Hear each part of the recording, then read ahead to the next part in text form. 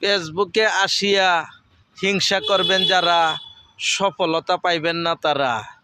লোকের ভিডিও ধাক্কা মারিয়ে নিজের ভিডিও ফরিউতে ধরবে মনে করছেন আপনারা? আসেন, এখনো সময় আছে। হিংসা ত্যাগ করিয়ে সফলতার দিকে যায়। সবাই একসাথে কাজ করি, হিংসা নিন্দা ত্যাগ করিয়ে একে অপরের সাথে চিনাকি হইয়া যায়। যে হিসাবে ভিডিও পোস্ট করিয়া ঘরে বসিয়া থাকলে মনে করবেন এ ফুলের মতন আপনার ভিডিও ফরিউতে ধরবে না।